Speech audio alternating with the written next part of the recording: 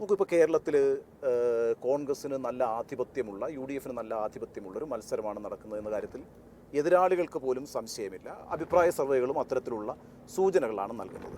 അപ്പോൾ അങ്ങനെയൊക്കെയുള്ളൊരു സാഹചര്യത്തിൽ ഏതെങ്കിലും സ്ഥാനാർത്ഥിയെ തോൽപ്പിക്കാൻ വേണ്ടി ഏതെങ്കിലും തരത്തിലുള്ള അശ്ലീല വീഡിയോകളോ മിസ്ഇൻഫർമേഷനോ ഒക്കെ പ്രചരിപ്പിക്കേണ്ട ഒരു സാഹചര്യം, അങ്ങനെ ഒരു അപവാദം നേരിടേണ്ട ഒരു സാഹചര്യം യഥാർത്ഥത്തിൽ കേരളത്തിൽ കോൺഗ്രസ്സിനുണ്ടോ? ഒരു തരത്തിലില്ല. ഞങ്ങൾ ഒരു തരത്തിൽ തന്നെ പ്രോത്സാഹിപ്പിക്കില്ല. അങ്ങനെ ആരെങ്കിലും ഞങ്ങളുടെ ഭാഗത്തു നിന്ന് അത്ര ഒരു തെറ്റ് ചെയ്തെന്ന് ഞങ്ങൾക്ക് ബോധ്യപ്പെട്ട് കഴിഞ്ഞാൽ ഞങ്ങളത് നടപടിയെടുക്കും.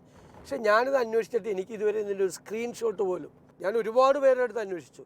അവർ പോലീസിൽ കൊടുത്ത പരാതിയെക്കുറിച്ച് ഞാൻ നോക്കി. ആ പരാതിയിൽ ഇങ്ങനെ ഒരു സ്ക്രീൻഷോട്ട് ഇല്ല. മാത്രമല്ല ഇതെന്നെ അത്ഭുതപ്പെടുത്തിയത് കഴിഞ്ഞ മാസം 25-ാം തീയതി കൊടുത്ത പരാതിയാണ്. മുഖ്യമന്ത്രിക്കാണ് പരാതി കൊടുത്തത്. LDFൻ്റെ ഒരു സ്ഥാനാർത്ഥിയുടെ ഇലക്ഷൻ കമ്മിറ്റി പാർട്ടി ജില്ലാ സെക്രട്ടറിയാണ് പരാതി കൊടുത്തത്. ഞാൻ പറയാം, അങ്ങനെ ഒരു തെറ്റ് അവർ ആരോപിക്കുന്നത് പോലെ തെറ്റ് ചെയ്യണമെങ്കിൽ 26-ാം തീയതി കേസെടുക്കണമായിരുന്നു, നടപടി എടുക്കണം. 3 ആഴ്ച അനക്കിയില്ല. അപ്പോൾ മുഖ്യമന്ത്രി അത് ചുരുട്ടി വെച്ചോ എവിടെയെങ്കിലും. എന്നിട്ട് ഇലക്ഷൻ്റെ അവസാനത്തെ ആഴ്ച ആയപ്പോഴേക്കും ഒരു വൈകാരികമായിട്ടൊരു സാധനമായിട്ട് ഇറങ്ങിയതാണെന്നാണ് എനിക്കിപ്പോൾ തോന്നുന്നത്. അല്ല ഉത്തരവാദിത്തപ്പെട്ട ആർക്കെങ്കിലും UDFുമായിട്ടോ ആർക്കെങ്കിലും ബന്ധമുള്ള ആരെങ്കിലും, ഇവരെ മാത്രമല്ല സ്ത്രീകളെ മാത്രമല്ല ആരെയും ബിലോ ദ ബെൽറ്റ് ഹിറ്റ് ഞങ്ങൾക്ക് അതിൻ്റെ ആവശ്യമില്ല. താങ്കൾ പറഞ്ഞ കാര്യം ചെയ്തിട്ടുണ്ടെങ്കിൽ ഞാൻ നടപടിയെടുക്കാൻ ഞാൻ ശുപാർശ ചെയ്യും. ഉത്തരവാദിത്തത്തോട് പറയും. ഇത് തന്നെയാണ് എൻ്റെ റിയാക്ഷൻ ഈ സംഭവത്തെക്കുറിച്ച്. അതെ, അതിനകത്ത് 2 കാര്യങ്ങൾ ഞാൻ പറയാം. ഒന്ന്, ഒരു സ്ത്രീ തന്നെ വന്ന് തനിക്കെതിരെ ഒരു അശ്ലീല വീഡിയോ ഇറക്കിയിരിക്കുന്നു എന്ന് പറയുമ്പോൾ നമ്മൾ വിശ്വസിക്കേണ്ട ഒരു സാഹചര്യമില്ല. എന്നാലും താങ്കൾ പറഞ്ഞ വളരെ കൃത്യമാണ്. ആ പരാതിയോടൊപ്പം അതിൻ്റെ സ്ക്രീൻഷോട്ടോ മറ്റെന്തെങ്കിലും ഉണ്ടെങ്കിൽ ഒരു പെൻ ഡ്രൈവിലോ ഒക്കെ ആക്കി കൊടുക്കാൻ അവർ നിർബന്ധിതയാകും. രണ്ടാമത്തെ കാര്യം, തൃക്കാക്കര ഉപതെരഞ്ഞെടുപ്പിൽ ഇതേപോലൊരു അലിഗേഷൻ നിങ്ങൾ നേരിട്ടു. 2 കോൺഗ്രസ് പ്രവർത്തകർക്കെതിരെ പോലീസിൻ്റെ വേർഷൻ പ്രകാരം മണ്ഡലം ഭാരവാഹികളായിട്ടുള്ള 2 കോൺഗ്രസ് പ്രവർത്തകർ അറസ്റ്റിലായി, ശിവദാസനും ഷുക്കൂറും. അപ്പോൾ ഇത് ആളുകൾക്കിടയിൽ സംശയം. ഞാൻ പറയാം, ആ കേസിലും അത് ഉണ്ടാക്കിയെന്നുള്ള പേരിലല്ല 2 പേർക്കെതിരെ കേസെടുത്തത്.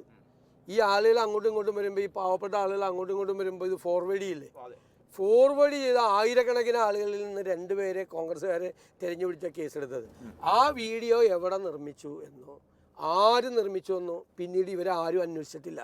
ആ വീഡിയോ ഇതുപോലെ CPMൻ്റെ വ്യാജ നിർമ്മിതിയാണ്. ഇലക്ഷൻ്റെ അവസാനത്തെ ആഴ്ച. എന്നിട്ട് മന്ത്രിയായിരുന്ന P. രാജീവ് എനിക്കെതിരെ ആക്ഷേപം ഉന്നയിച്ചു, ഞാനാണത് നിർമ്മിച്ചതെന്ന്. എൻ്റെ ജോലി അതാണ്, വ്യാജ. അപ്പോൾ എന്തൊരു വില കുറഞ്ഞ ആരോപണം. അത് CPMൽ തന്നെ നടന്നതാണ്. കാരണം അയാളെ സ്ഥാനാർത്ഥിയാക്കിയതിൽ എതിർപ്പ് പാർട്ടിയിൽ തന്നെ ആളുകൾക്ക് ഉണ്ടായിരുന്നു. പാർട്ടി ജില്ലാ സെക്രട്ടറി കിടക്കുന്ന ജില്ലാ കമ്മിറ്റി ലെനിൻ സെൻറ്റർ ഓഫീസിൽ അയാളെ കട്ടിലിൻ്റെ അടിയിൽ ക്യാമറ വെച്ച അയാൾ സങ്കടം പറഞ്ഞ കേട്ടിട്ടില്ലേ? ഗോപി കോട്ടമണിക്ക്. അത് ചെയ്ത പാർട്ടിയാണ് ഇവര്. അല്ല, പക്ഷെ വടകരയിൽ ഇതൊരു പൊളിറ്റിക്കൽ ടൂളായി മാറിയിട്ടുണ്ട്. ഞാൻ പറയാം. അതായത് അതിനുശേഷം ശൈല ടീച്ചർ നടത്തിയ വാർത്താ സമ്മേളനത്തിൽ വളരെ കൃത്യമായിട്ട് അവർ പറയുന്നുണ്ട്, നോക്കൂ, നിങ്ങളുടെ രാഷ്ട്രീയം എന്തായാലും ഇത്തരത്തിൽ വ്യാജ വീഡിയോ നിർമ്മിക്കുന്ന ആളുകൾക്ക് നിങ്ങൾ വോട്ട് ചെയ്യുമോ എന്നുള്ളത് ഒരു സ്ത്രീയുടെ പ്രശ്നമായി ഒരു ഇരവാദം ഉയർത്തിയിരിക്കുന്നു. അതായത് പാനൂരിലെ ബോംബ് സ്ഫോടനം ഉണ്ടാക്കിയ ഒരു ക്ഷീണത്തെ മറികടക്കാനുള്ള ഒരു ആയുധം അവരുടെ കയ്യിൽ കിട്ടിയിരിക്കുന്നു. വടകര ഏറ്റവും പ്രധാനപ്പെട്ട ഒരു മണ്ഡലമാണ് കോൺഗ്രസിനെ സംബന്ധിച്ച്. അതൊന്നും അവിടെ ഓടില്ല. ഞങ്ങൾ ചോദിച്ചത് ഉത്തരം പറയണ്ടേ? 25-ാം തീയതി കിട്ടിയ പരാതിയിൽ 3 ആഴ്ചയായിട്ട് ഒരു നടപടി എടുക്കാതെ ഇലക്ഷൻ്റെ അവസാനത്തെ ആഴ്ചയായപ്പോഴേക്കും ഇമോഷണലായിട്ടുള്ളൊരു ക്യാമ്പയിനായിട്ട് കൊണ്ടുവന്നാൽ ആളുകൾക്ക് മനസ്സിലാവും. ഇപ്പോൾ ഇന്നലെ എനിക്കെതിരെ ഒരെണ്ണം വന്നു. അതായത് ദുബായിലെ പ്രളയം മനുഷ്യനിർമ്മിതമാണ് ഞാൻ പറഞ്ഞു എന്നാണ്. അതായത് കേരളത്തിൽ 2018-ലുണ്ടായ മഹാപ്രളയം മാൻമെയ്ഡ് ആണെന്ന് ഞാൻ പറഞ്ഞിരുന്നു. ഞാനാണ് ആദ്യം പറഞ്ഞത്. MLA ആയിരിക്കും. അതിൻ്റെ ഇത് ഇപ്പോഴും കിടക്കുന്നുണ്ട് സോഷ്യൽ മീഡിയയിൽ. അത് തിരുത്തിയിട്ട് ദുബായിലെ പ്രളയം മനുഷ്യനിർമ്മിതമാണെന്ന് ഞാൻ ഒരു പരാതി കൊടുത്തു. പ്രതിപക്ഷ നേതാവായിരിക്കുന്ന ഞാൻ കൊടുത്ത പരാതിയിൽ 9 എണ്ണത്തിനും തിരിച്ച് മറുപടി തന്നേക്കുന്നത് കേസെടുക്കാൻ പറ്റില്ല എന്നാണ് പറഞ്ഞിരിക്കുന്നത്. മനസ്സിലായില്ലേ? അത് ഷാഫി പറമ്പിൽ ചെയ്തെന്ന്. ഷാഫി പറമ്പിലിൻ്റെ ജോലി അതാണ്.